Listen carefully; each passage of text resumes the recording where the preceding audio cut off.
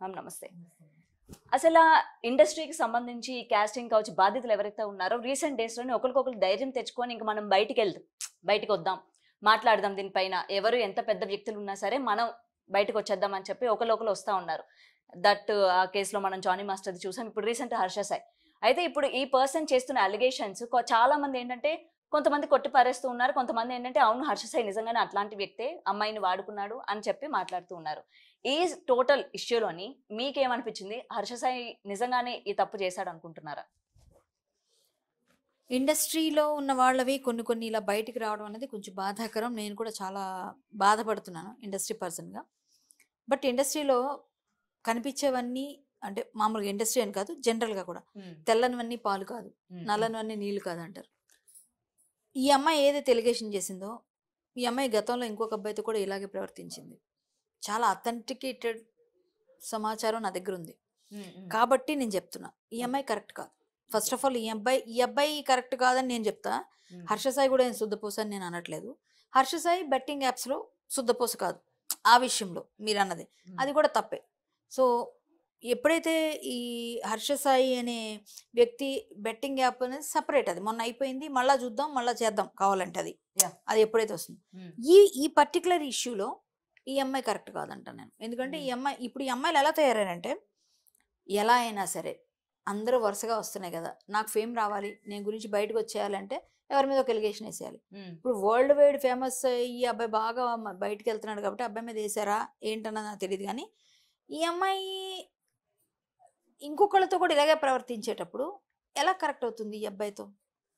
ఎలా? ఇంకొక అబ్బాయి నా తమ్ముడు లాంటి వాడే నాకు డైరెక్ట్ చెప్పాడు, అబ్బాయి చెప్పాడు ఈ అమ్మాయి చేసేది ఏంటి అంటే తన ప్రపోజ్ చేస్తుంది, ప్రపోజల్ని యాక్సెప్ట్ చేయాలి వాళ్ళు.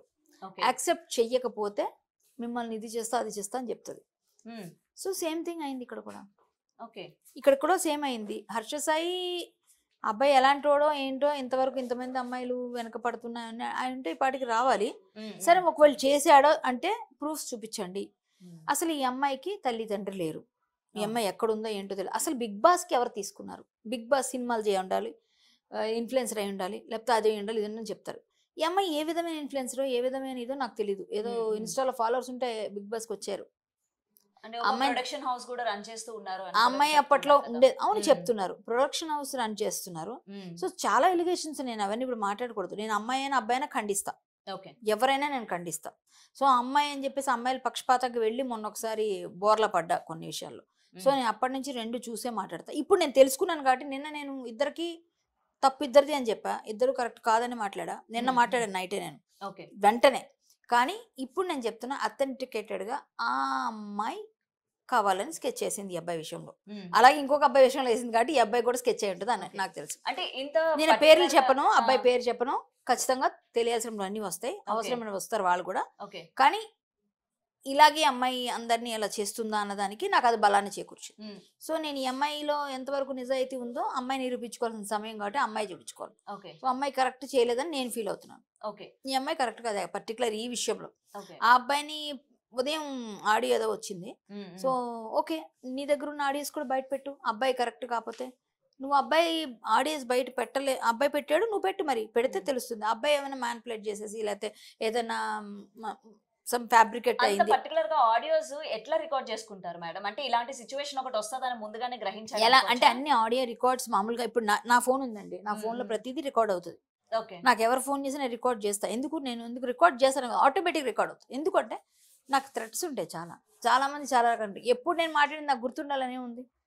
సో ఆటోమేటిక్గా ఆ రోజు నేను మాట్లాడింది ఏంటి అన్నది నాకు గుర్తుండాలంటే ఆడియో రికార్డ్ పర్టికులర్ డేట్ అని ఎవరైనా చెప్తే నేను తీస్తా. సో మీరు ఈరోజు మాట్లాడేది ఇది అని అలా ఉంటుంది. సో అలా మనకి తెలుస్తుంది కాబట్టి ఎవరు చేసుకోరు ఇలాంటి పరిస్థితి. కానీ ఇప్పుడు అమ్మాయిలు అందరూ ముందే ప్రిపేర్డ్గా ఉంటున్నారు. ఈవెన్ వాట్సాప్ లో కాల్ చేసినా కూడా వేరే ఫోన్తో రికార్డ్ చేసుకొని వాట్సాప్ లో మాట్లాడుతున్నారు, వాళ్ళకి డౌట్ రాకుండా. సో మీరు అందరూ జాగ్రత్తగా ఉండాల్సింది అబ్బాయిలు. అబ్బాయిలకి ఇప్పుడు అన్ని విధాలుగా థ్రెట్. అంటే ఇంతకుముందు ముళ్ళు వచ్చి అరిటాకు మీద పడినా అరిటాకు వచ్చేది అన్నారు కదా, ఇప్పుడు టోటల్లీ రివర్స్ అయిపోయింది. అబ్బాయిలు జాగ్రత్తగా ఉండాలి తప్ప అమ్మాయిలు చాలా తెలివి మీరిపోయారు. మీరు జాగ్రత్తగా ఉండండి అని నేను చెప్తా. నేను అమ్మాయినైనా అబ్బాయి అయినా ఒకటే మాట. ఎందుకంటే తప్పుగా ఎవరు చేసినా తప్పే. ఇప్పుడు ఈ అమ్మాయి యాక్చువల్గా 2 కోట్ల రూపాయలు ఇచ్చింది. 2 కోట్ల రూపాయలు ప్రొడ్యూసర్గా ఉన్నప్పుడు హీరోగా ఇచ్చిందా? ఏ విధంగా ఇచ్చింది, ఏ ఫార్మేట్లో ఇచ్చింది, ఎలా ఇచ్చింది ఇన్వాయిస్, అవంతా తీసి ఇవ్వాలి. లేదంటే మూవీకి పెట్టింది అనుకోవచ్చు. మూవీకి పెట్టింది అనుకోండి, మూవీకి పెడితే అబ్బాయి 2 కోట్లు తీసుకున్నట్టు ఎలా అవుతుంది? నీ మూవీ అమ్ముకుంటావుగా, నీ మూవీ అమ్ముకుంటావు, నీ మూవీని మొత్తం ఇప్పుడు మార్కెటింగ్ చేసుకుంటావు, నీ డబ్బు నీకు వస్తుంది కదా. నీ డబ్బు ఎలా పోయినట్టు అక్కడ? ఎలా 2 కోట్లు తీసుకున్నాడు నన్ను పెళ్లి చేసుకుంటానని చెప్పి ఎలా ఆరోపిస్తారు? అసత్య ఆరోపణలు చేయకూడదుగా. పోనీ ఇంకొకటి, ఈ హర్ష సాయి ఎన్నో వేల కోట్లు సంపాదించాడని నిన్న మొన్నటి వరకు అందరూ చెప్పారు, విన్నాం, మాట్లాడాం బెట్టింగ్ యాప్స్ వల్ల. సో అబ్బాయికి ఆ విధంగా వచ్చింది అనుకుందాం. సో బెట్టింగ్ యాప్స్ వల్ల అబ్బాయి సంపాదించుంటే అంత అమౌంట్, ఆ అమౌంట్ కోట్లలో ఉన్నప్పుడు, వేల కోట్లలో ఉన్నప్పుడు, ఈ అమ్మాయితో నిజంగానే ఏదో ఇష్టం ఉండి అవి ఉంటే ఈ అమ్మాయి 2 కోట్లు తీసుకోవాల్సిన అవసరం అబ్బాయికి ఏముంది? సింపుల్, అక్కడే అర్థమవుతుంది. 1000 కోట్లు ఉన్నాడు, పోను 200 కోట్లు తీసుకుని అర్థం ఉంది. 2 కోట్లు ఏం చేసుకుంటాడు? అబ్బాయికి 1000 కోట్లు ఉందని చెప్తున్నారుగా. ఓకే. అండ్ మీరు ఇక్కడ ఒక పాయింట్ రైజ్ చేశారు కదా, ఆ అమ్మాయి కావాలని పర్టికులర్ గా ఒకరిని టార్గెట్ చేస్తుంది, ప్రేమ పెళ్లి అని చెప్పి చేస్తూ ఉంటది అంటారు కదా.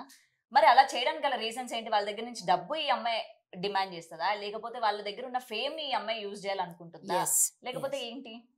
అమ్మాయికి ఏం కావాలనేది అమ్మాయి చెప్తుంది ఇంకా రేపు పొద్దున ఎప్పుడో బయటకు వచ్చి. సో విషయం ఏంటంటే, ఈమె ఫేమ్ కోసం చేస్తుందా అంటే, ఫేమ్ ఉన్న పర్సన్స్కి అమ్మాయి ప్రపోజ్ చేస్తుంది.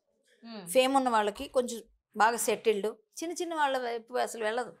ఈమె పెట్టాల్సి వచ్చి వాళ్ళ వైపు వెళ్ళదు. వాళ్ళు కరెక్ట్ బాగానే ఉన్నారు అనుకుంటేనే ఈమె ప్రపోజ్ చేస్తుంది. నాకు తెలిసింది, నేను చూసింది, నేను విన్నది, నాకు ఏదైతే నాకు వచ్చి చెప్పాడు అబ్బాయి.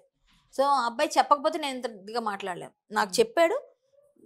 చాలా ఇంకా ఉండొచ్చు అమ్మాయి, ఇంకా తీస్తే కూడా ఇంకెంతమంది వస్తారు మరి. ఈ అమ్మాయి కరెక్ట్ అయితే నేను అనట్లేదు, ఎందుకంటే నాకు విన్న వ్యక్తి, అవతల వ్యక్తి అథెంటికేటెడ్ గా చెప్పిన వాళ్ళ మీద నాకు నమ్మకం ఉంది. అవతల వాళ్ళు ఫేక్ కాదు, వాళ్ళు ఫేక్ కాదు, వాళ్ళు జెన్యూన్. కాబట్టి నేను వాళ్ళ మాట నమ్ముతాను.